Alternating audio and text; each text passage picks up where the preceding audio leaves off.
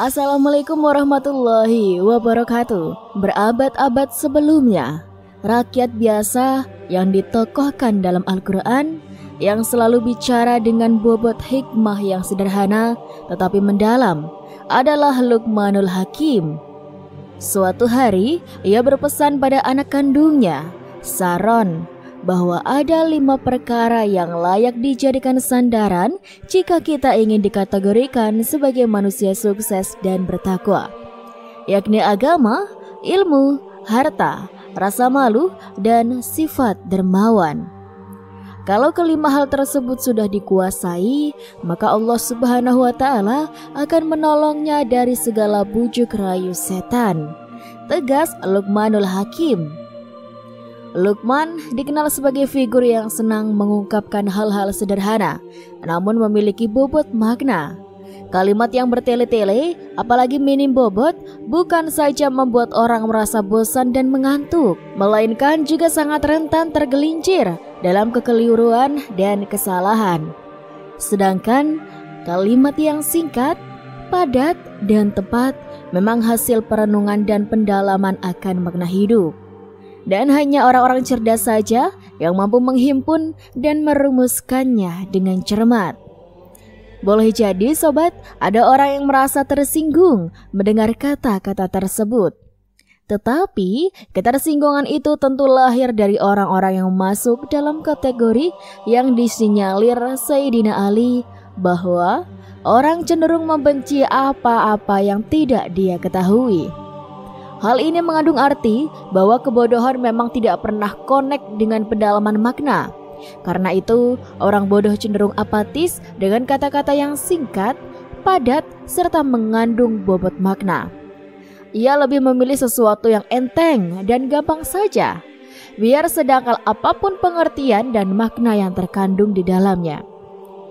Kadangkala, berpikir akan selalu berkaitan dengan logika yang cacat. Ada dialog menarik dalam Al-Quran yang menunjukkan cacat logika dari seorang raja yang berkuasa di zaman Nabi Ibrahim. Dialah Namrud bin Kan'an yang berdebat sengit dengan Nabi Ibrahim bahwa dia pun bisa menghidupkan dan mematikan manusia seperti Tuhannya Ibrahim. Nah, saat itu juga Nabi Ibrahim membungkam kesombongan Namrud dengan kalimat, "Sesungguhnya Allah Subhanahu wa Ta'ala memunculkan matahari dari timur. Cobalah kau munculkan ia dari barat." Quran Surat Al-Baqarah ayat 258. Kalimat penuh hikmah senantiasa menciptakan benteng pengamanannya sendiri. Kalimat itu akan sulit didebat maupun digugat. Dari ia mengandung harmoni dan kesenyawaan antara logika, etika maupun estetika. Coba perhatikan ungkapan bersayap dari kata-kata Rasulullah berikut ini. "Jika engkau tak punya rasa malu, maka berbuatlah semaumu." Atau kata-kata berikut ini.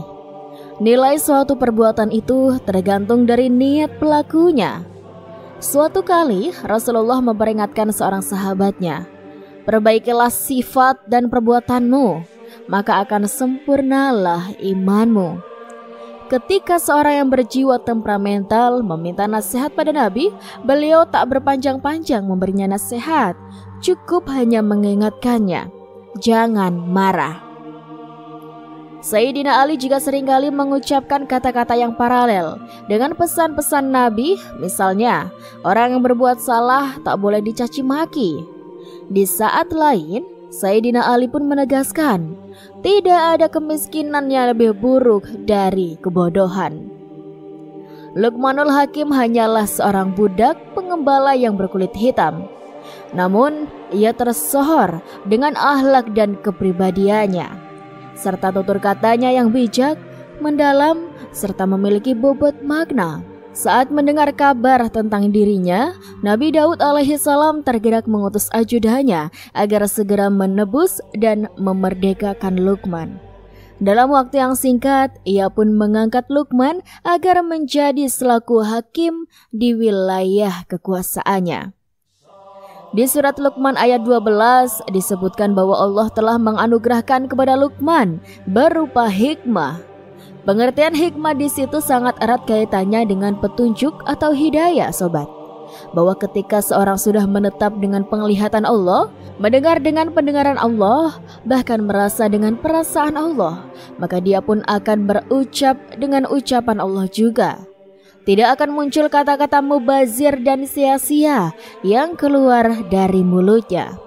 Dan jikapun Anda seorang penulis, niscaya tangan dan pikiran Anda digerakkan oleh kekuatan yang kadang di luar jangkauan pemikiran Anda sendiri. Luqmanul Hakim pernah memberi tausiah intensif perihal hikmah kepada putranya, khususnya mengenai ciri-ciri orang bertakwa kapanpun dan dimanapun selalu memiliki karakteristik yang sejajar antara satu dengan yang lainnya. Berabad-abad sebelum kelahiran Rasulullah, kita akan membaca poin-poin nasihat Luqman kepada putranya. Dan kita bisa membandingkan apa-apa yang dikatakannya. Berbanding lurus dengan hadis-hadis Nabi yang dituturkan kepada para sahabatnya. Begini kata-kata Luqmanul Hakim dengan tidak mengubah esensinya. Orang yang memiliki hikmah akan mampu menghidupkan hati-hati yang kaku dan mati. Ia tidak ingin mematahkan hati orang-orang yang sedang berproses untuk memperbaiki diri. Ia senang bergaul dengan orang-orang tak berpunya, tidak mau mengambil jarak dengan rakyat jelata. Orang yang memiliki hikmah justru akan berhati-hati dalam bersahabat dengan pihak penguasa. Kalaupun ia diberi amanat, ia senantiasa istiqomah dengan tugas dan tanggung jawabnya. Orang yang diberi hikmah akan senang menyanjung dan mengangkat derajat orang-orang yang terpinggirkan. Ia tidak memandang sebelah mata kepada orang-orang yang terhinakan. Ia lebih suka menolong dan membantu orang ketimbang menumpuk-numpuk harta untuk kepentingan dirinya. Luqmanul Hakim pernah memberi tausiah intensif perihal hikmah kepada putranya, khususnya mengenai ciri-ciri orang bertakwa kapanpun dan dimanapun selalu memiliki karakteristik yang sejajar antara satu dengan yang lainnya. Berabad-abad sebelum kelahiran Rasulullah, saat Luqman mengajari putranya dengan kehidupan nyata di tengah-tengah masyarakat, Luqman pun berkata, "Wahai putraku, lakukanlah hal-hal yang mendatangkan kebaikan bagi agama dan duniamu. Terus lakukan hingga kau mencapai puncak kebaikan.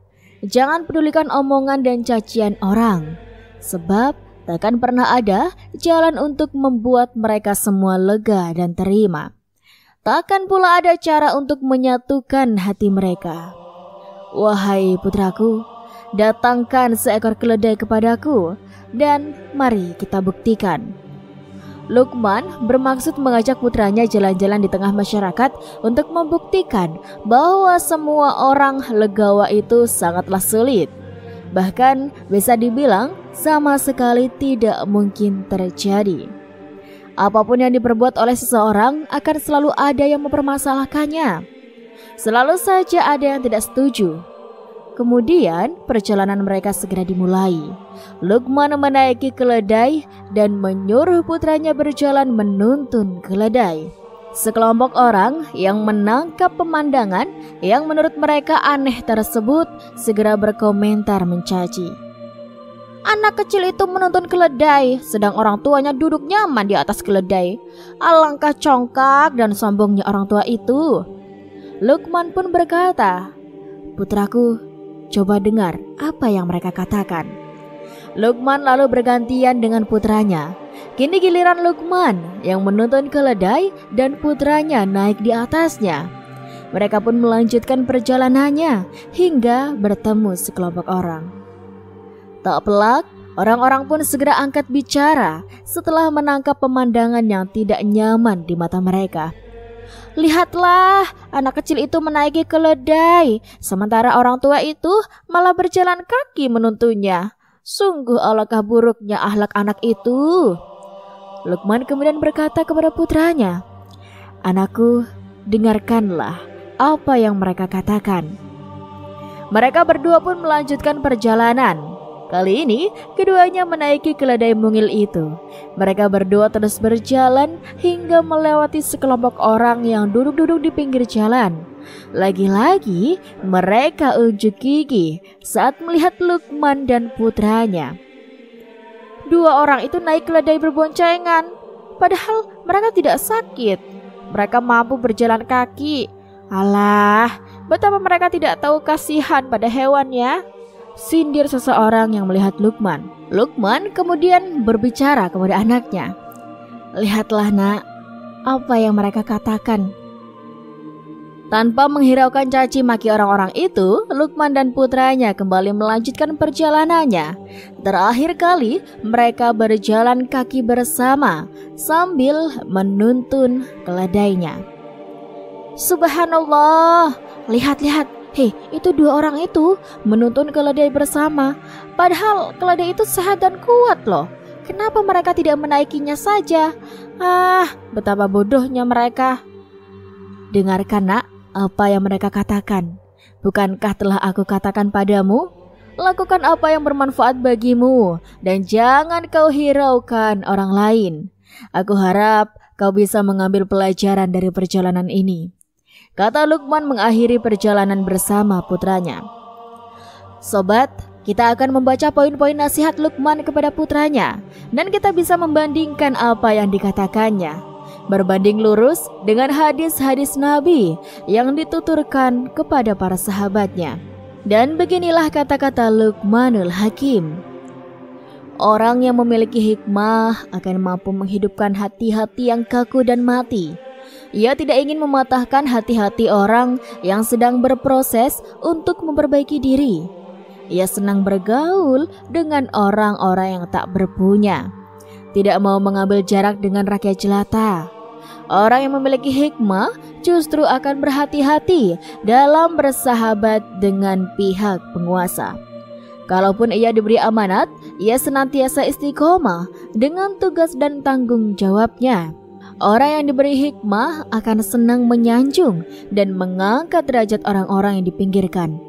Ia tidak memandang sebelah mata kepada orang-orang yang dihinakan. Ia lebih suka menolong dan membantu orang ketimbang menumpuk-numpuk harta untuk kepentingan dirinya.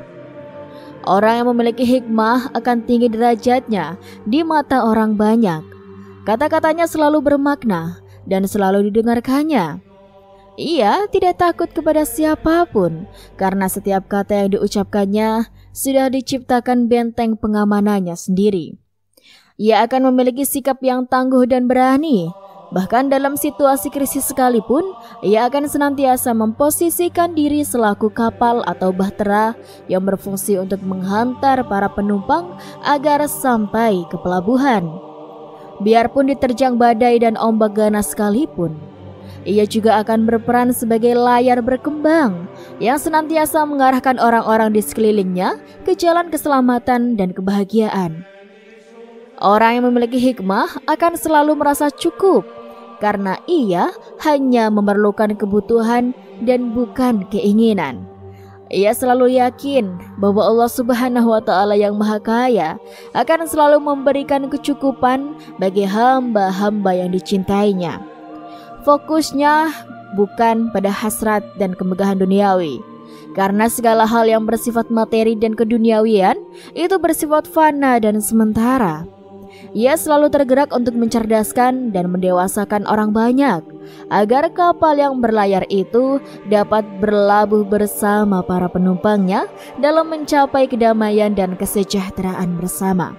Nah sobat, cerita kebijaksanaan Luqman di atas dapat dipetik hikmahnya bahwa manusia haruslah menjadi orang yang kuat sehingga memiliki pendirian yang teguh dan kokoh, tidak goyah dengan terpaan angin, tak lapuk oleh hujan, dan tak lekang oleh panas. Nasihat-nasihat Luqman sangat banyak sekali, baik yang didokumentasikan di dalam Al-Quran ataupun kitab-kitab para ulama. Semoga kisah ini ada manfaatnya bagi kita dan dapat dipetik hikmahnya. Wallahu a'lam. Dan itulah sobat sedikit kisah kali ini. Kurang lebihnya Rizky mohon maaf dan sampai jumpa lagi. di kisah-kisah selanjutnya ya sobat. Sekian dari Rizky. Wassalamualaikum warahmatullahi wabarakatuh.